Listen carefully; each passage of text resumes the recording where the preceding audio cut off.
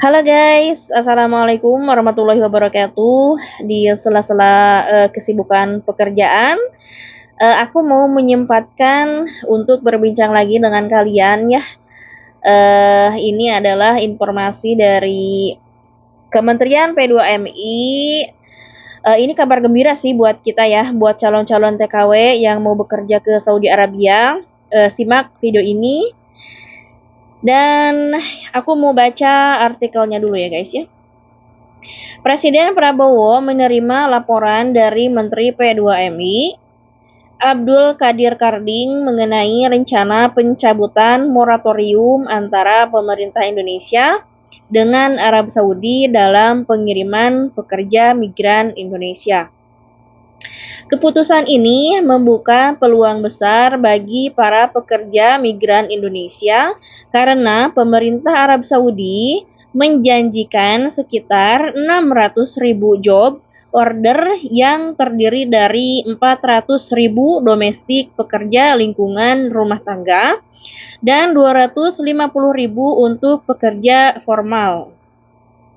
Pemerintah Arab Saudi menawarkan jaminan pelindungan bagi pekerja migran Indonesia dengan pemberian gaji minimal 1.500 rial serta bonus umroh setelah kontrak 2 tahun kerja. Jika MOU teh naonnya dibaca nanti guys, ditandatangani dengan rencana pada Maret ini. Pengiriman pekerja migran Indonesia ke Arab Saudi diperkirakan bisa dimulai paling lambat Juni 2025. Presiden Prabowo berharap moratorium segera dicabut karena potensi ekonomi besar dari kerjasama ini. Oke, lanjut. Dengan adanya, ya Allah, dengan adanya dukungan dari Presiden Prabowo diharapkan pembukaan kembali penempatan pekerja migran ke Saudi ini dapat memberikan manfaat yang lebih besar bagi pekerja Indonesia sekaligus mendorong pertumbuhan ekonomi nasional melalui remitansi. Dan ini juga ada yang tidak setuju. Terus kalau menurut aku masih sangat setuju ya. Karena yang bekerja yang G2G gitu, G2G ke Asia itu kan harus lulusan SMA, S1, D3 gitu pokoknya mah SSSW-nya. Nah, dan kita juga ini kan ya kita juga punya gelar SD. Dan kasih peluang juga untuk kami yang lulusan SD, lulusan SMP untuk bisa bekerja ke luar negeri, ya kan? Kalau misalkan tidak bisa ke Asia, ya sudah ke Arab Saudi gitu. Terus banyak yang ingin bekerja ke luar negeri, kesusahan. Terus kalau misalkan ke Asia itu kan perawat semua ya, hampir semua perawat yang ke Asia itu. Nah, kita kan tidak punya ijazah yang tinggi gitu kan. Kita juga kan perlu perlu pekerjaan gitu kan. Walaupun kita lulusan SD, lulusan SMP, kita juga perlu hidup gitu kan, perlu biaya untuk hidup. Dan kebanyakan banyak perempuan-perempuan yang menjadi janda, janda muda, terus ketika bercerai ada suaminya yang mantan suaminya tidak bertanggung jawab kepada anaknya dan otomatis kan tanggung jawab ibunya dan ibunya harus bekerja. Nah, jalan satu-satunya kita ingin bekerja ke luar negeri. Jangan dipersulit. Tapi begini Pak, kalau bisa mah gajinya itu jangan 1.500, minimal 2.000 lah di Arab Saudi itu. Jadi supaya sebanding antara pekerjaan dengan gaji. Kalau misalkan 1.500 itu kurang banding dengan tidak sebanding dengan pekerjaan. Karena pekerjaan di Saudi ini kan yang paling banyak ya. Pekerjaannya paling banyak, terus majikannya juga sangat-sangat keras gitu. Di Saudi kan beda lagi dengan Asia. Kalau di Saudi kan siang jadi malam, malam jadi siang gitu. Jadi orang sini itu kan kebanyakan tidur, banyak tidur. Siang tidur, malamnya keluyuran. main gitu. Nah, kalau misalkan malam Jumat, kalau di Indonesia itu kan ada pengajian, sholawatan, tabligh akbar gitu kan. Nah, kalau di sini malam Jumat itu eh ini apa? Pesta, party, joget-joget, makan-makan, makan besar gitu. Jadi otomatis kan yang kerja itu kan dari pagi bangun terus sampai malam, ada yang sampai jam 3, ada yang sampai jam 2 gitu kan baru bisa tidur. Nanti bangun lagi, pagi bangun lagi, apalagi punya anak sekolah, jam 5 harus bangun gitu kan. Terus nanti bisa tidur lagi sebentar, terus kerja lagi, misalkan setar kerja dari jam 10 sampai malam lagi. Nah, itu kan harus diperhatikan, Pak. Untuk kerjanya berapa jam itu harus diperhatikan karena kan kita juga bukan mesin ya kan, perlu tidur. Kita tidur perlu cukup gitu kan. Eh, Terus sebelum berangkat itu harus ada pembekalan dalam bahasa gitu. Yang penting-pentingnya aja bahasa teh ya. Terus kerjanya itu harus ini harus akid gitu, bukan apa ya, akid teh harus dengan sesuai dengan kemampuan kita gitu. Kerja misalkan megang anak, ya udah megang anak aja gitu. Terus kalau misalkan megang nenek lansia, ya udah lansia aja. Jangan semua muanya diborong gitu. Kalau di sini mah kan kebanyakannya bohong ya. Orang sini mah kebanyakannya bohong, bilangnya nggak masak, tapi nanti disuruh masak gitu kan.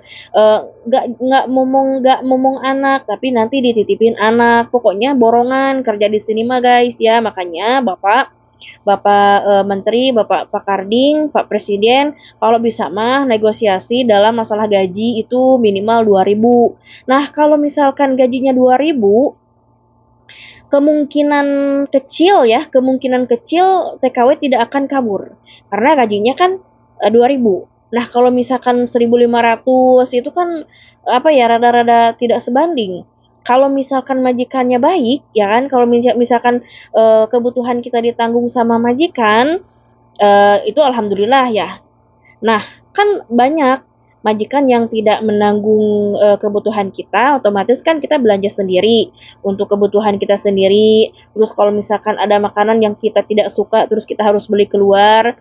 Nah, itu kan pajak di sini kan mahal-mahal. Jadi ada pajaknya. Kalau belanja-belanja itu kan ada pajaknya gitu. Jadi belanja itu mahal gitu, guys, guys ya. Jadi kalau misalkan gaji 2.000 masih mending ya, mending menurut saya ya, menurut aku gitu. Tapi nggak tahu menurut kalian bagaimana.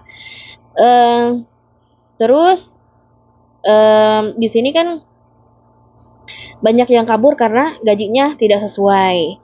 Terus pekerjaannya juga tidak sesuai gitu. Jadi bekerjanya itu dari pagi sampai malam lagi, tengah malam, hampir 24 jam gitu. Apalagi ngurusin anak kecil, kalau misalkan anaknya dikasih ke kita, nah kita nggak bisa tidur cepet. Terus kita paling tidurnya cuma sejam, 2 jam, 3 jam gitu guys ya, kalau misalkan ngurusin anak. Ngurusin nenek juga sama guys, kita harus stay 24 jam gitu kan. Kuping kita itu kayak kuping kucing, langsung kalau misalkan ada apa-apa kan langsung bangun, harus langsung bangun gitu, harus langsung gesit gitu karena takutnya kenapa-kenapa. Aku pengalaman guys, karena aku ngurusin nenek ya, ngurusin lansia di sini. Terus pelindungan juga dari majikan yang masalah gaji ya. Karena kan orang sini kan gini, kita kerja harus cepat semua, harus selesai semua. Tapi masalah gaji nanti besok seperti itu. Jadi kadang telat seminggu, telat 2 minggu. Kan kita kerja ini butuh uang ya kan. Jadi harus diperhatikan lagi dalam masalah gajinya gitu kan. Masalah jam waktu kerjanya harus diperhatikan lagi Pak. Jangan asal-asalan setuju gitu. Jangan asal-asalan menerima tawaran dari orang sini. Karena orang sini kan kebanyakan perempuan-perempuannya itu kan guys ya, kalau saya pengen berbicara gitu kan pokoknya gak kuat guys ya. Semuanya kan perempuan di sini kan tidak bekerja guys ya, ada yang tidak bekerja gitu kan. Jadi lakinya aja yang bekerja, perempuannya di rumah tidur gitu kan, makan tidur gitu. Nah, siang tidur, malamnya bangun. Nanti kan kalau misalkan mereka bangun, kita kan otomatis nggak bisa tidur. Nanti minta ini minta itu, nyuruh masak, nyuruh ini nyuruh itu kan pusing lah intinya namanya. Tapi ya mau gimana lagi atuh dah, kita teh butuh uang, butuh pekerjaan gitu kan. Di Indonesia tidak memungkinkan, mungkin gajinya kecil atau gimana, ada sama aja ya. Yang namanya bekerja walaupun di Indonesia ya sama gitu kan. Kita adalah babu. Kalau misalkan kerjanya babu ya. Terus ada yang bilang kayak gini katanya, meni bangga cenah, meni apa namanya teh, profesi babu ge meni bangga cenah. Saya mah bangga atuh. Terus bangga untuk siapa? Untuk diri sendiri? Iya, bangga untuk diri sendiri karena aku ini kan tidak punya skill bisa pekerja yang lain gitu kan selain menjadi asisten rumah tangga. Ya alhamdulillah atuh ya kan. Alhamdulillah bangga saya kerja menjadi PMI selama 8 tahun ini. Alhamdulillah bangga bisa mengumrohkan Bapak. Alhamdulillah sok kan teu aya ngimpi teu aya naonnya. Tiba-tiba alhamdulillah bisa ngajak Bapak umroh. Terus saya juga bisa umroh gitu kan bolak-balik. Terus apalagi sekarang kan ada peraturan setelah selesai bonus, ada bonus kan setelah selesai kerja 2 tahun kontrak bisa diajak umroh, dihadiahin umroh sama ini tuh sama pemerintah Arab Saudi teh. Makanya tapi jangan langsung mau Pak, harus negosiasi dulu deh dengan masalah gajinya dengan orang sininya gitu ya kan guys ya. Oke, terima kasih. Wassalamualaikum warahmatullahi wabarakatuh.